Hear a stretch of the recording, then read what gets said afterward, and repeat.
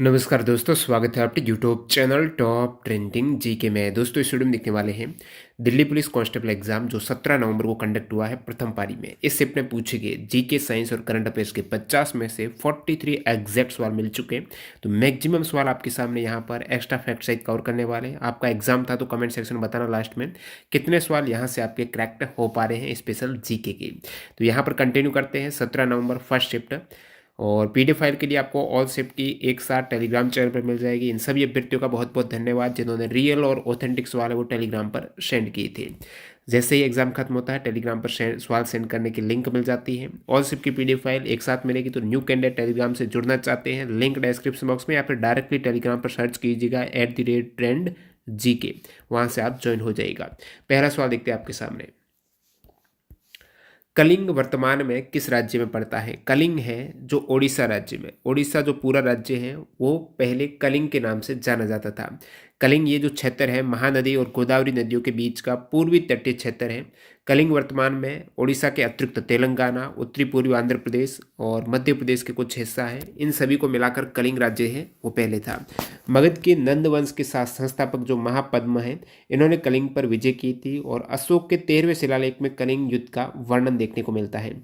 Next सवाल number 2, Rohtas किला किस नदी के किनारे है? रोहतास दुर्ग ये दोस्तों बिहार के रोहतास जिले में है और सोन नदी के किनारे है। तो बिहार में है रोहतास दुर्ग। एक दोस्तों रोहतास का किला है वो पाकिस्तान के पंजाब प्रांत में भी है और जो कि शेरशाह सूरी ने बनवाया था। और फिर यहाँ पर केवल रोहतासगढ़ या रोहतास किला पूछे जो भारत में है तो वो सोन नदी में है जो कि बिहार राज्य में। अगला सवाल देखिए, उससे पहले कमेंट सेक्शन में बताना यदि आपका एग्जाम नहीं हुआ है तो नेक्स्ट एग्जाम आपका कौन सी शिफ्ट में और कब है। और जो कैंडिडेट मॉक टेस्ट सीरीज से नहीं जुड़े हैं उनके लिए बेहतरीन डील आ चुकी है। 17, 18, 19 नवंबर के मध्य यदि आप टेस्ट 2 पास लेते हो तो यहाँ पर एक बेहतरीन सेल चल रही है। 359 रुपये में ये डील आपको ग्रैब हो जाएगी। दीपावली सेल का जो ऑफर था दोबारा आपके सामने ये ऑफर आ चुका है। जो मिस कर गए थे, टेस्ट 2 पास नहीं लिया था, टीटीजी के कूपन कोड अभी आपको यूज़ करना है, 10% एक्स्ट्रा डिस्काउंट मिल जाएगा और आज ही आप टेस्ट 2 पास ले सकते हो। आने वाले SSC GD जैसे एग्जाम के लिए आप टारगेट कर रहे हो, रेलवे एग्जाम को टारगेट कर रहे हो तो मॉक टेस्ट लगाना बहुत ज़्यादा इंपॉर्टेंट है। 50% तैयारी आपकी मॉक टेस्ट से ही हो पाती। तो स्मार्ट वे में आप तैयारी करना चाहते हो, मॉक टेस्ट लगेगा, उनका विश्लेषण कीजिएगा, कहाँ पर गलतियाँ हो रही है सुधार करते हुए आप तैयारी करेंगे तो आपका एक्सपीरियंस बढ़ेगा, टाइम मैनेजमेंट बेहतर हो पाएगा। और टेक्स्ट बुक पास प्रो इसके लिए सबसे बेहतर डील आपको मिल जाएगी क्योंकि पास प्रो में प्रीवियस ईयर के जो भी पेपर होते हैं वो मॉक फॉर्म में आप अटेम्प्ट कर सकते हो और उन पर आधारित टेस्ट रहते हैं। तो टीटीजी के कूपन कोड यूज करते हुए आज इस डील को ग्रैब कर सकते हो। बेहतरीन डील चल रही है, लिंक डिस्क्रिप्शन बॉक्स में है। अगला सवाल एक जो पूछा गया था, सिंधु घाटी सभ्यता के किस शहर में 4 दीवारी, कितने शहर ऐसे हैं, कितने स्थल हैं जहां पर 4 दीवारी युक्त थी? तो जिन भी कैंडिडेट को इसका आंसर पता कमेंट सेक्शन में बताना। बाकी एक सवाल एग्जाम में पूछा जाता है कि बिना गढ़ वाला एकमात्र हड़प्पाकालीन या फिर सिंधु घाटी सभ्यता का स्थल कौन सा है जहां पर दुर्ग नहीं है? तो वो है चनूदड़ू। ठीक है, नेक्स्ट सवाल देखते हैं यहाँ पर।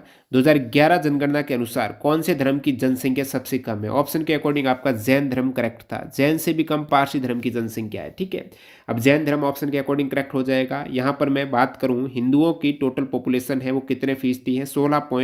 79.8% लगभग 80% हिंदू है और 14% मुस्लिम आबादी है। ठीक है, 14.2% मुस्लिम है। हिंदुओं की जनसंख्या कितनी बढ़ी है? 2001 से 11 में दशक की वृद्धि हुई है 16.8% और मुस्लिम जनसंख्या बढ़ी है 24.6%। और बात करूं थर्ड स्थान पर ईसाई जनसंख्या है वो है 2.3% ईसाई है और सिखों की जनसंख्या 1.7% है, बौद्धों की है 0.7 और जो जैन की है वो 0.4 है जो कि उसमें सबसे कम था आपकी। सर्वाधिक हिंदू जनसंख्या परसेंटेज के अकॉर्डिंग हिमाचल प्रदेश में 95% हिंदू है और बाकी यहाँ पर अल्पसंख्यक है जो पारसी, मुस्लिम, ईसाई, सिख, बौद्ध, जैन, ये टोटल 6 समुदाय है जिनको अल्पसंख्यक का दर्जा प्राप्त है। आपको पूछ ले, एसएससी के द्वारा ऑलरेडी पूछा हुआ सवाल है कि 2011 के जनगणना के अनुसार अल्पसंख्यकों का प्रतिशत कितना है, यानी पारसी, मुस्लिम, ईसाई, सिख, जैन, बौद्ध है, इन सभी को मिलाए तो परसेंटेज निकल के आता है 19.3%। तो 19.3% है वो अल्पसंख्यक है। इन अल्पसंख्यक में सबसे अधिक आबादी है मुस्लिम आबादी है, 14.2% अल्पसंख्यक मुस्लिम है। उसके बाद ईसाई 2.3, सिख 1.7, बौद्ध 0.7, जैन 0.4, पारसी 0.006%, सबसे कम पारसी है। और ये आप देख सकते हो पूरा सभी धर्मों में परसेंटेज है या फिर जनसंख्या कितनी है और सबसे अधिक किसकी है, सबसे कम किसकी है, धर्म किसने नहीं बताया है, 0.2% ने अपना धर्म नहीं बताया। नेक्स्ट अपना है एंकर लेग किस खेल से संबंधित टर्म है, ये थोड़ा टफ सवाल पूछा गया है। एंकर लेग है दोस्तों रिले दौड़ की टर्म है। एथलेटिक्स में एंकर लेग कहा जाता है रिले दौड़ में जो 4 खिलाड़ी होते हैं, फाइनल पोजीशन पे जो खिलाड़ी होता है स्थिति में, उनको कहा जाता है कि वो एंकर लेग की स्थिति में है, ठीक है। द वर्ड स्कूप है वो किस गेम का है, स्कूप टर्म है हॉकी का, हॉकी का है स्कूप टर्म। दर्शना झावेरी, झावेरी सिस्टर है वो किस क्लासिकल डांस से बिलोंग करती है, झावेरी सिस्टर है मणिपुरी डांस की। प्रमुख शास्त्रीय नृत्यों के डांसर की बात करें तो रुक्मणी देवी अरुंदले हैं भरतनाट्यम, रुक्मणी भारत से। पंडित बिरजू महाराज है कथक के डांसर। उदय शंकर फ्यूजन। कैलुचरण मोहपात्रा है ओडिसी। गुरु बिपिन सिंह ऑलरेडी पूछा हुआ है मणिपुरी। गुरु वेम्पति चिना सत्यम कुचिपुड़ी। सोनल मान सिंह भरतनाट्यम और ओडिसी दोनों। पद्मा सुब्रमण्यम भरतनाट्यम। सोवना नारायण कथक। श्रीमंता शंकर देव क्षत्रिया। मृणालिनी साराभाई भरतनाट्यम और कथकली। कलामंडलम कलानीकुट्टी अम्मा मोहिनीअट्टम। यामिनी कृष्णमूर्ति कुचिपुड़ी और भरतनाट्यम। वी सत्यनारायण शर्मा कुचिपुड़ी और तंजोर बाला सरस्वती भरतनाट्यम। कुमारी कमला कथक। अल्लारमेल वेली भरतनाट्यम, अल्लारमेल है, अल्लार्म लगाई है भरतनाट्यम ने। यामिनी कृष्णमूर्ति का पूछा कौन से 2 शास्त्रीय डांसर की नृत्यों की डांसर है, तो कुचिपुड़ी और भरतनाट्यम की। विजेंद्र सिंह किस खेल से संबंधित हैं, तो बॉक्सिंग के हैं और 2008 के बीजिंग ओलंपिक में इन्होंने ब्रॉन्ज मेडल जीता है बॉक्सिंग में। शहनाई वादक प्रसिद्ध कौन है, तो बिस्मिल्ला खान है, एस ब्लेस है, अनंत लाल है, अली अहमद हुसैन खान, ये सभी शहनाई प्लेयर हैं। भारत सरकार ने एलपीजी नीति कब जारी की, जो नई आर्थिक नीति है जिसे आप एलपीजी नीति बोलते हो, एलपीजी यानी लिबरलाइजेशन, प्राइवेटाइजेशन और ग्लोबलाइजेशन, यानी यहाँ पर जो एलपीजी उदारीकरण, निजीकरण और वैश्वीकरण नीति आई थी वो 1991 में आई थी, जिसमें प्रधानमंत्री श्री पीवी नरसिम्हा राव थे और वित्त मंत्री थे मनमोहन सिंह। और ये जो नई आर्थिक नीति है इसमें आपको मंथ पूछा था, 1991 में तो आई है लेकिन किस मंथ में आई है इस टाइप से कंफ्यूज किया गया था, तो जुलाई मंथ में आई है, 23 जुलाई 1991 को। और नेक्स्ट अपना सवाल देखते हैं, पश्चिम बंगाल में काली पूजा उत्सव किस हिंदू माह में मनाया जाता है। काली पूजा रहती है दिवाली के दिन, जो कार्तिक अमावस्या है ना उसी दिन को काली पूजा मनाई जाती है, विशेषकर पश्चिम बंगाल बिहार जैसे क्षेत्र में। तो काली पूजा कार्तिक अमावस्या को मनाई जाती है। दुर्गा पूजा है अश्विन शुक्ल पक्ष की एकम जो प्रतिपदा है वहाँ से अश्विन शुक्ल पक्ष की दशमी, तो अश्विन में शुक्ल पक्ष की प्रतिपदा से दशमी तक रहती है दुर्गा पूजा, ठीक है। और दुर्गा पूजा है ये कलकत्ता की जो दुर्गा पूजा है ना इसको यूनेस्को अमूर्त विरासत स्थल में शामिल किया गया है, अमूर्त सांस्कृतिक विरासत में शामिल किया गया है। चोरी चोरा कांड के कारण गांधी जी ने कौन सा आंदोलन वापस ले लिया था। चोरी चोरा कांड के कारण असहयोग आंदोलन गांधी जी ने समाप्त करने की घोषणा की 12 फेब 1922 को बारदोली में हुई कांग्रेस की बैठक में असहयोग आंदोलन को समाप्त करने का निर्णय लिया गया। और चोरी चोरा कांड हुआ था ये फरवरी 1922 को, जहां पर गोरखपुर जिले के चोरी चोरा नामक स्थान पर पुलिस ने जबरन एक जुलूस को रोकाया और रिजल्ट क्या रहा कि यहाँ पर जुलूस ने क्रोध में आकर थाने में आग लगा दी और जहाँ से थानेदार सहित 21 सिपाहियों की मृत्यु हो गई थी। और इस घटना से गांधी जी तो अहिंसा के समर्थक थे तो वो स्तब्ध रह गए और असहयोग आंदोलन को समाप्त करने की घोषणा कर दी इन्होंने। 37वें नेशनल जूनियर एथलेटिक्स चैंपियनशिप से सवाल पूछा गया है, 2022 नवंबर का करंट अफेयर्स है। ये हुई कहाँ पर है, तो साई एथलेटिक स्टेडियम गुवाहाटी असम में हुई है। किस छऊ नृत्यंगना को पद्मश्री अवार्ड दिया गया है, छऊ डांसर जिन्हें पद्मश्री अवार्ड मिला है। अब देखिए अब नृत्यंगना का पूछा तो ऐसा कोई मेरे को आंसर नहीं मिला है, बाकी छऊ डांस की बात करें तो 3 टाइप के छऊ है। पुरुलिया छऊ है पश्चिम बंगाल का, सेराइकेला छऊ है झारखंड का, मयूरभंज छऊ है ओडिशा का। और अभी लेटेस्ट अवार्ड में 2020-21 में छऊ के डांसर शशधर आचार्य को अवार्ड मिला है पद्मश्री। इसके अतिरिक्त मक्कर ध्वज दरोगा को 2011 में पद्मश्री दिया गया है छऊ डांसर, और गुरु श्याम चरण पाटी को 2006 में दिया गया है पद्मश्री, ये भी छऊ डांसर हैं। और नेक्स्ट अपना सवाल है, उपराष्ट्रपति के चुनाव में वोटिंग कौन करता है। ऑलरेडी आपको बताया हुआ है, उपराष्ट्रपति चुनाव में जो भी राज्यसभा और लोकसभा के सांसद हैं जो निर्वाचित भी हो सकते हैं और मनोनीत भी इसमें वोटिंग कर देते हैं। तो जो सांसद है ना राज्यसभा लोकसभा के केवल वो ही वोटिंग करेंगे। यहाँ पर आपको पता होगा राष्ट्रपति में सांसद के अलावा एमएलए भी वोटिंग करते हैं और राष्ट्रपति में मनोनीत वाले वोटिंग नहीं करते हैं, केवल निर्वाचित वाले सांसद जो राज्यसभा लोकसभा के एमपी हैं और एमएलए जो भी राज्य विधानमंडल के हैं वो वोटिंग करते हैं, लेकिन उपराष्ट्रपति में एमएलए वोटिंग नहीं करते हैं। नेक्स्ट अपना सवाल है, 1973 में केशवानंद भारती बनाम केरल राज्य केस किससे संबंधित है। तो केशवानंद भारती बनाम केरल राज्य केस है ये है कि संसद को संविधान के आधारभूत संरचना में बदलाव करने से रोका जाना चाहिए। आपको पता है आर्टिकल 368 में साउथ अफ्रीका में संविधान संशोधन की प्रक्रिया भारत के संविधान में अडॉप्ट की गई है, जहां पर संविधान संशोधन आप कर सकते हो, लेकिन संविधान संशोधन में भी ध्यान रखना कि आधारभूत संरचना उसमें चेंज न हो जाए। तो ये केशवानंद भारती बनाम केरल राज्य का वाद था। और संविधान संशोधन के अधिकार पर एकमात्र प्रतिबंध यह है कि इसके माध्यम से संविधान का मूल ढांचा है उस पर कोई क्षति नहीं पहुंचनी चाहिए। आज़ादी का अमृत महोत्सव की शुरुआत कितने सप्ताह पहले शुरू की गई थी? आज़ादी का अमृत महोत्सव की शुरुआत है ये दोस्तों 75 सप्ताह, क्योंकि 75वां ये साल था आज़ादी का अमृत महोत्सव, 75 वर्ष था, तो 75वीं वर्षगांठ से 75 सप्ताह पहले इसकी शुरुआत हुई और 15 अगस्त 2023 को इसकी समाप्ति हुई। अब 12 मार्च 2021 को इसकी शुरुआत हुई थी। कब हुई? 12 मार्च 2021 को साबरमती आश्रम अहमदाबाद से दांडी मार्च को हरी झंडी दिखाकर आज़ादी का अमृत महोत्सव का उद्घाटन किया गया। तो आज़ादी के 75 साल पूरे हो रहे थे 15 अगस्त 2022 को। ठीक है, 75 साल पूरा होने पर 76वां स्वतंत्र दिवस मनाया गया। जैसे कि पहला स्वतंत्र दिवस था उसमें कोई साल पूरा थोड़ा ही हुआ था, डायरेक्टली मना दिया गया था 15 अगस्त 1947 को। तो इस टाइप से जैसे ही साल कंप्लीट हुए तो 75 साल पूर्ण हुआ, तो ये जो 76वां स्वतंत्रता दिवस मनाया गया 15 अगस्त 2022 को। तो इस पर कन्फ्यूज मत होना। और नेक्स्ट अपना है, और ये डेट याद रखना, 12 मार्च 2021 को 75 वीक पहले, यानी 15 अगस्त 2022 से 75 वीक जस्ट पहले 12 मार्च 2021 को यहाँ पर साबरमती आश्रम अहमदाबाद से दांडी मार्च को हरी झंडी दिखाकर आज़ादी का अमृत महोत्सव का उद्घाटन किया गया था। अक्टूबर और नवंबर में सबसे अधिक वर्षा किस राज्य में होती है? प्रीवियस एसएससी में आया हुआ सवाल है। सर्दियों में सबसे अधिक वर्षा होती है तमिलनाडु में। तमिलनाडु और पुदुचेरी जो क्षेत्र है वहाँ पर सबसे अधिक वर्षा होती है।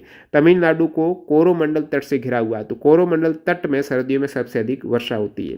जीडीपी और जीएनपी से एक सवाल पूछा गया है। अब जीडीपी और जीएनपी में कौन सा सवाल था कमेंट सेक्शन में बताना, बाकी इसके फॉर्मूले बता देता हूँ। जीडीपी यानी एक वर्ष में टोटल कितने गुड्स और सर्विस हैं उस देश में प्रोडक्ट उत्पादित हुई है। जीडीपी है, इसमें consumption plus government expenditure plus investment plus निर्यात माइनस आयात आता है। एनडीपी, आपको जीएनपी का पूछा तो जीएनपी में क्या होता है? जीडीपी में से एक्स माइनस एम कर दो। जो भी जीडीपी है उसमें इनकम फ्रॉम फॉरेन और इनकम टू फॉरेन, जो फॉरेन से भारत में इनकम आई है और भारत से फॉरेन में गई है, विदेश को आई गई है, इनका जो नेट निकल के आएगा वो जीएनपी है। जीडीपी में ये जो नेट निकल के आएगा वो जीएनपी है। एनएनपी है, जीएनपी में से मूल्यह्रास माइनस कर दो, और एनडीपी है, जीडीपी में से मूल्यह्रास माइनस कर दो। नेक्स्ट अपना सवाल है प्रतिस्थापन अभिक्रिया से एक सवाल पूछा गया है, एग्जैक्ट क्या सवाल था वो बताना। प्रतिस्थापन अभिक्रिया वह क्रिया जिसमें अणु की संरचना में बिना परिवर्तन के उसका एक परमाणु या परमाणुओं का समूह किसी अन्य परमाणु या समूह द्वारा विस्थापित हो जाता है। जैसे सोडियम है, इसके साथ ये जल का पूरा अणु है, इसमें ये पूरा हाइड्रोजन जो ऑक्सीजन विस्थापित हो गया, इसके स्थान पर क्या आ गया? सोडियम के साथ में OH आ गया। नेक्स्ट अपना है चंद्रमा पर सबसे कम तापमान कितना है? तो चंद्रमा पर सबसे कम तापमान जो रिकॉर्ड किया गया है वो -250 डिग्री सेंटीग्रेड है, और सौरमंडल में कहीं पर भी मापा गया ये सबसे ठंडा तापमान है चंद्रमा के पोल पर। सूर्य की सतह का तापमान कितना होता है? तो 5600 डिग्री सेंटीग्रेड होता है सूर्य की सतह का तापमान। कोर का तो बहुत ज़्यादा होता है, सरफेस का इतना होता है। हम्पी स्मारक किस वास्तुकला शैली में निर्मित है? तो हम्पी स्मारक का पूछा है, द्रविड़ शैली का हो सकता है, बाकी कमेंट सेक्शन में बताना इसका आंसर। मौलिक अधिकारों पर सलाहकार समिति के अध्यक्ष कौन थे? मौलिक अधिकारों पर सलाहकार समिति के अध्यक्ष थे दोस्तों वल्लभ भाई पटेल। मौलिक अधिकार की उप समिति के अध्यक्ष थे JB कृपलानी। संघीय शक्तियों के संबंधित समिति या संघीय संविधान समिति के अध्यक्ष जवाहरलाल नेहरू। मौलिक अधिकार, अल्पसंख्यक एवं जनजातीय और अपवर्जित क्षेत्र संबंधित सलाहकार समिति के वल्लभ भाई पटेल अध्यक्ष थे। अल्पसंख्यकों की उप समिति के अध्यक्ष HC मुखर्जी। राष्ट्रीय ध्वज संबंधी तदर्थ समिति के अध्यक्ष राजेंद्र प्रसाद। संचालन समिति के अध्यक्ष राजेंद्र प्रसाद। प्रक्रिया विषयक समिति संबंधी के जो समिति के अध्यक्ष राजेंद्र प्रसाद। वित्त एवं स्टाफ समिति राजेंद्र प्रसाद। प्रत्यय पत्र संबंधी अलादी कृष्ण स्वामी अय्यर। आवास समिति है B Pattabhi Sitaramayya. Drafting committee के डॉक्टर भीमराव अम्बेडकर। हर्षचरित एवं कादम्बरी के लेखक कौन है? हर्षचरित और कादम्बरी के लेखक है बाण भट्ट। आपको पूछ ले बुद्ध चरित के लेखक कौन है? तो बुद्ध चरितक के लेखक है अशोक घोष। हर्षचरित और कादम्बरी के बाण भट्ट है। बुद्ध चरितम के लेखक अशोक घोष है। अष्टाध्यायी के लेखक पाणिनि है। मुद्रा राक्षक के हैं विशाख दत्त। गीत गोविंद के जयदेव है। रामायण की वाल्मीकि है। महाभारत की वेदव्यास है। विक्रमांक की बिल्हण है। पृथ्वीराज रासो की चंद्रबरदाई है। राज तरंगिणी की कलहड़ है। ये सभी वेरी इंपॉर्टेंट है, जहाँ से एग्जाम में सवाल आते हैं। अर्थशास्त्र की चाणक्य है। हरचरित कादम्बरी के बाण पर जो आपको पूछा है। महाभाष्य की पतंजलि है। कालिदास किसके उत्तर है? तो कुमार संभवम। अभिज्ञान शाकुंतलम। विक्रमोर्वशीयम। मेघदूतम। रघुवंशम। मालविकाग्निमित्रम। ऋतुसारम। इनके उत्तर है कालिदास। भास किसके है? स्वप्ना वासवदत्तम और प्रतिगा योगधारायण। भास इनके है। और हर्षवर्धन किसके है? नागानंद, रत्नावली और प्रियदर्शिका के उत्तर है हर्षवर्धन। नेक्स्ट अपना सवाल है 1881 में पारित प्रथम भारतीय कारखाना अधिनियम किस पर फोकस करता है?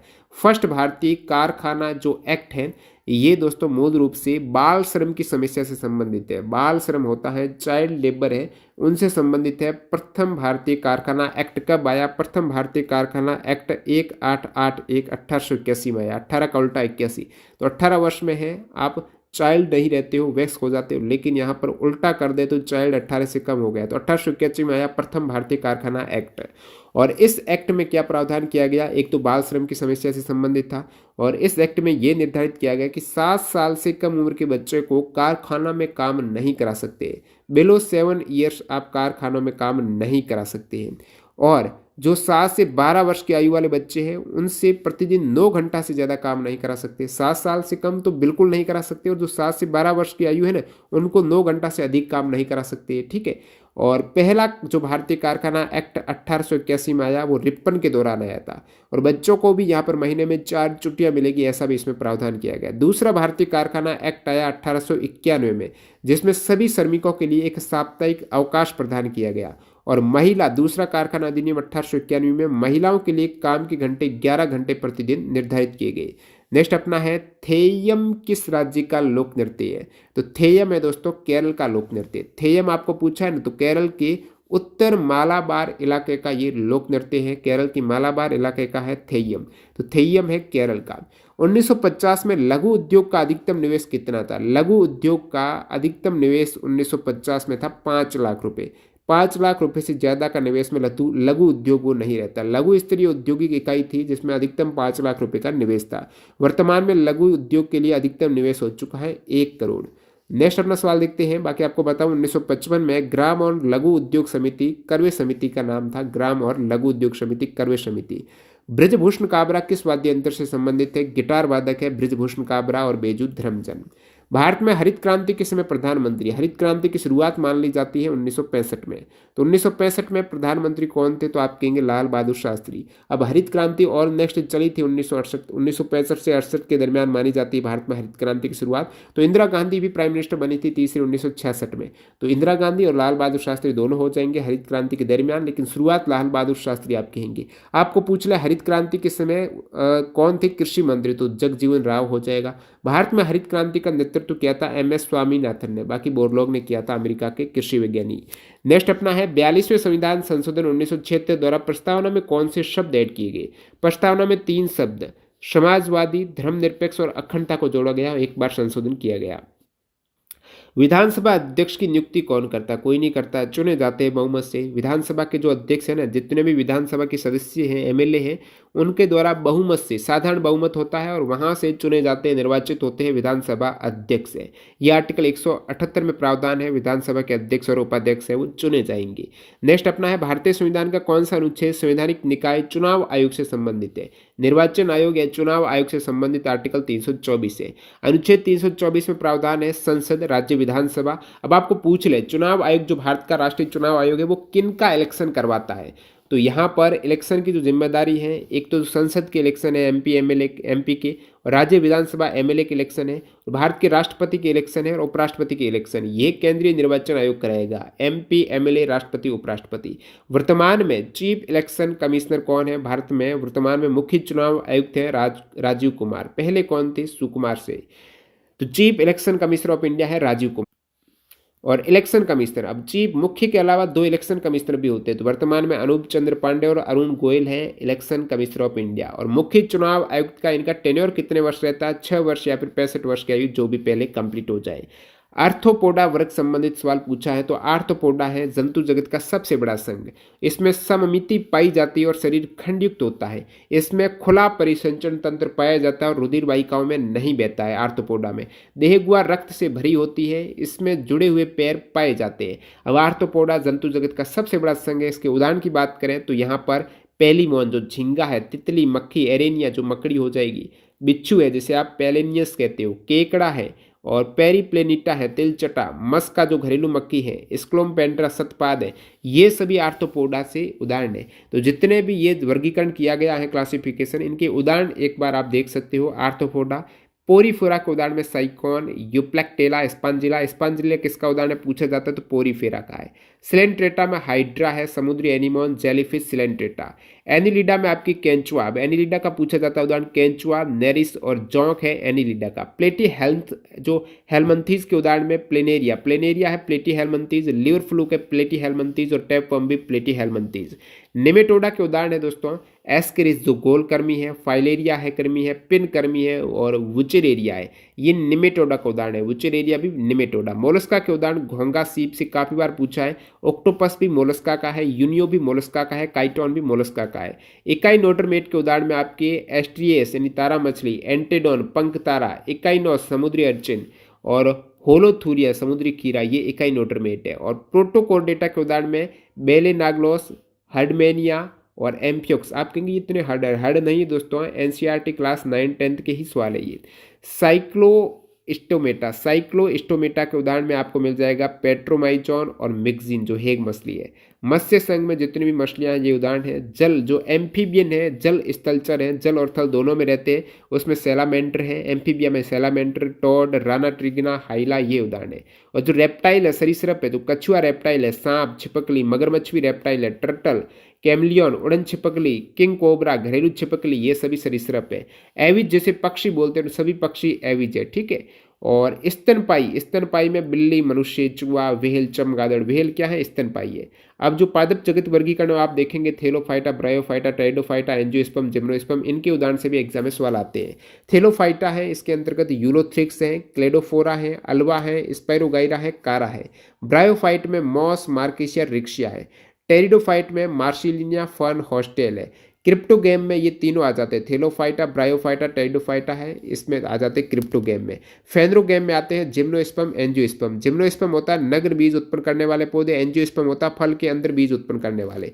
अब जो जिम्नोस्पर्म है उसके उदाहरण में आपके कौनधारी पादप जैसे चीड़ है, तालिसपत्र है, पर्सरल है, सनोबार, देवदार, पाइनस, साइकस, ये सभी जिम्नोस्पर्म है। एंजियोस्पर्म है जो समर्थबीजी है, सपुष्पक है, इसमें भी एक बीजपत्री और दो बीजपत्री अलग अलग होते हैं। अब द्विबीजपत्री का उदाहरण देखेंगे तो आलू, मटर, सूरजमुखी, गुलाब, नीम, सेब, बरगद, बीन्स, टमाटर, दाल है, मूंगफली, औंख, ये द्विबीजपत्री है। अगला सवाल है पीएम दक्ष योजना किस मंत्रालय द्वारा संचालित है? प्रधानमंत्री दक्ष योजना है, ये केंद्रीय सामाजिक न्याय और अधिकारिता मंत्री द्वारा, यानी ये मंत्रालय है केंद्रीय सामाजिक न्याय और अधिकारिता। 5 अगस्त 2021 को इसका शुभारंभ किया गया है। इस योजना के माध्यम से जो SC, ST और पिछड़े वर्ग सफाई कर्मचारी हैं उनको लक्षित करके निःशुल्क ट्रेनिंग दी जा रही है। दक्ष करने के लिए, कौशल विकास के लिए ट्रेनिंग दी जा रही है। और यहाँ पर जो ट्रेनिंग में इन्हें मुआवजा जो प्रति प्रशिक्षु है स्टाइपेंड भी दिया जाता है। जैसे री स्किलिंग और अप स्किलिंग में यदि 80% आपकी अटेंडेंस रही है तो जो ट्रेनी है उनको कितना मिलेगा? 3,000 रुपये प्रति प्रशिक्षु दिया जाएगा। तो ये सवाल ऑलरेडी पूछा हुआ कितना मुआवजा है, टीसीएस ने पूछा था। और जो शॉर्ट टर्म और लॉन्ग टर्म ट्रेनिंग में 80% आपकी उपस्थिति हो तो जो SC के प्रशिक्षु है उनको 1,500 रुपये और OBC, EBC वगैरह के ट्रेनी हैं इनको 1,000 रुपये, सभी कर्मचारियों को 1,500 रुपये प्रति माह दिए जाएंगे। और एंटरप्रेन्योरशिप डेवलपमेंट प्रोग्राम के अंतर्गत यदि प्रशिक्षु की अटेंडेंस 80% हुई तो एंटरप्रेन्योरशिप में 100 रुपये प्रतिदिन प्रदान किए जाते हैं, यानी 3,000 रुपये पर मंथ। 2011 की जनगणना के अनुसार किस राज्य का जनसंख्या घनत्व है? 100 से कम है। 100 से कम 3 राज्यों का जनसंख्या घनत्व है। सबसे कम अरुणाचल प्रदेश का 17 व्यक्ति पर स्क्वायर किलोमीटर, सेकंड मिजोरम का है 52 व्यक्ति पर स्क्वायर किलोमीटर, थर्ड सिक्किम का है 86 व्यक्ति पर स्क्वायर किलोमीटर। तो 3 राज्य, यानी आपको पूछ ले सबसे लोवेस्ट जनसंख्या घनत्व किसका है तो अरुणाचल प्रदेश, मिजोरम और सिक्किम का है। और केंद्र शासित प्रदेश में सबसे कम है अंडमान निकोबार का है 46 व्यक्ति, फिर जम्मू कश्मीर का 56 है। भारत का जो जनसंख्या घनत्व है वो 382 व्यक्ति पर स्क्वायर किलोमीटर। हाईएस्ट जनसंख्या घनत्व वाले राज्य कौन से हैं? तो बिहार का जनसंख्या घनत्व है 1106, पश्चिम बंगाल का 1028, केरल का 859 है, और यूटी में सबसे अधिक दिल्ली का 11,320 और चंडीगढ़ में 9,258 है। नेक्स्ट अपना सवाल है शेष चलम बायोस्फीयर रिजर्व कहाँ पर है? तो ये जो शेष चलम बायोस्फीयर रिजर्व है ये आंध्र प्रदेश में है। पिंजर उपन्यास किसने लिखा? पिंजर उपन्यास लिखा अमृता प्रीतम ने लिखा, एक पंजाबी उपन्यास है 1950 में। नेक्स्ट अपना सवाल पूछा है सिकंदराबाद जो तेलंगाना की सिटी है, हैदराबाद सिकंदराबाद, तो इसमें किस रेलवे जोन का मुख्यालय है? तो ट्विन सिटी हैदराबाद की सिकंदराबाद, इसमें साउथ सेंट्रल रेलवे यानी SCR, तेलंगाना है तो साउथ सेंट्रल रेलवे का हेडक्वार्टर है वो सिकंदराबाद में, ठीक है। और वर्तमान में भारतीय रेलवे में कुल 19 जोन है, जिसमें metro railway Kolkata side total 19 zone है और 17 मंडल। इन सभी का हेडक्वार्टर, आगे सवाल भी पूछा एक और इसी सीट में सवाल पूछा है, प्रत्येक रेलवे जोन का आपको हेडक्वार्टर पता होना चाहिए, सवाल पूछे जाते हैं।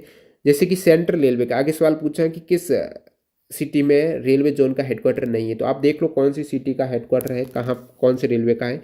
सेंट्रल रेलवे का मुख्यालय मुंबई, कोंकण रेलवे का नवी मुंबई, उत्तरी रेलवे नॉर्थर्न रेलवे का दिल्ली, नॉर्थ सेंट्रल उत्तरी केंद्रीय रेलवे है प्रयागराज उत्तर प्रदेश में, नॉर्थ ईस्टर्न रेलवे, अब नॉर्थ सेंट्रल का प्रयागराज में और नॉर्थ ईस्टर्न का गोरखपुर में, नॉर्थ ईस्ट फ्रंटियर रेलवे का है Maligaon Assam, north western railway का जयपुर है NWR, ईस्टर्न रेलवे का कोलकाता में है, ईस्ट सेंट्रल रेलवे का हाजीपुर है, ईस्ट कोस्ट रेलवे का भुवनेश्वर है, साउथर्न रेलवे का चेन्नई है, साउथ सेंट्रल रेलवे का सिकंदराबाद है, साउथ कोस्ट रेलवे का विशाखापट्टनम है Andhra Pradesh, south eastern railway का गोल्डन रैक कोलकाता में है, साउथ ईस्ट सेंट्रल रेलवे का बिलासपुर है, साउथ वेस्टर्न रेलवे SWR का हुबली में है, वेस्टर्न रेलवे का मुंबई में है, वेस्ट सेंट्रल रेलवे का जबलपुर में है, तो WCR का है Jabalpur WCR, metro railway Kolkata का कोलकाता में है। सवाल पूछा कि 2022 तक किस शहर में रेलवे जोन का मुख्यालय नहीं है? उदयपुर में एक विकल्प था जहां पर नहीं है।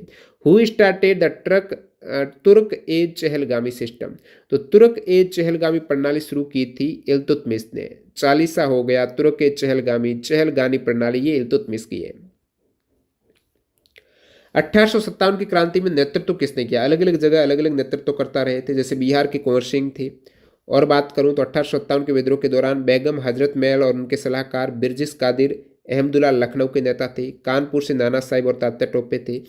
दिल्ली से बहादुर शाह जफर और बैरकपुर से मंगल पांडे, पटना से पीर अली, जगदीशपुर बिहार से कुंवर सिंह थे, मेरठ से कदम सिंह थे, झांसी से रानी लक्ष्मीबाई, बरेली से खान बहादुर, मौलवी लियाकत अली 1857 के विद्रोह के दौरान इलाहाबाद और बनारस के नेता थे। नेक्स्ट अपना सवाल है दीनदयाल उपाध्याय योजना में सहायता राशि पूछिए, तो ये सवाल टोटल 50 में से मैक्सिमम सवाल आपको बता दिए हैं। और PDF फाइल के लिए टेलीग्राम चैनल और न्यू कैंडिडेट ध्यान देना, अभी फ़ायदा उठाइएगा सेल का। यदि पहली बार इस टाइप का आप ऑफर देख पा रहे हो तो ये डील है, बहुत कम आती है अभी, अब मिस मत करना। विशेषकर SSC GD को जो टारगेट कर रहे हैं, TDG के कूपन कोड यूज़ करते हुए टेक्स्ट बुक पास ले लेना। लिंक डिस्क्रिप्शन बॉक्स में टेक्स्ट बुक ऐप में जाएगा, पास प्रो मिल जाएगा, 1 साल की वैलिडिटी में जो भी एग्जाम है मॉक टेस्ट के एलिजिबल है। धन्यवाद।